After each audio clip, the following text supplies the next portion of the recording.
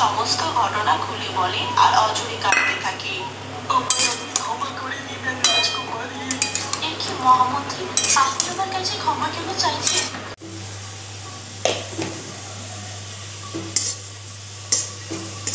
একেবারে এলোমেলো করে দিতে হবে, তবে কোনোভাবেই কিন্তু। তারপর থেকে ভিখারি এ পড়াই ছেড়ে দেয়, আর যে তার জামাই তার বইয়ের সুখে পাগলের মতো হয়ে যায়। বন্ধুরা,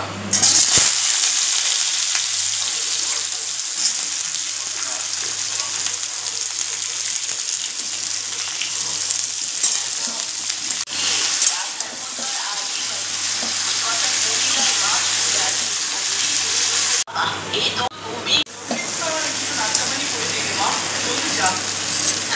কি করি বাবা? এখানে আনা হয়েছে, তো তুমি হঠাৎ ঘর করছো কেন? হ্যাঁ, রাজি কোথায়? তুমি করছো কেন এসব? উঠে যাও।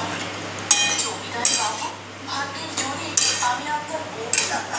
যদি আমি আপনার বউ হতাম, তাহলে এই রাজ্য, এই সংসার তো আমারই হতো। যে সংসারের কাজ করতে এত সংকোচ। এই কাজ যদি তুলে নিই। এই কথা বলে সাধু ছোট বাচ্চাটিকে তার কোলে নিয়ে তার বাড়ি থেকে চলে যায়। এভাবে বেশ কিছুদিন পার হয়ে যাওয়ার পর জমিদার রামপ্রসাদের সাথে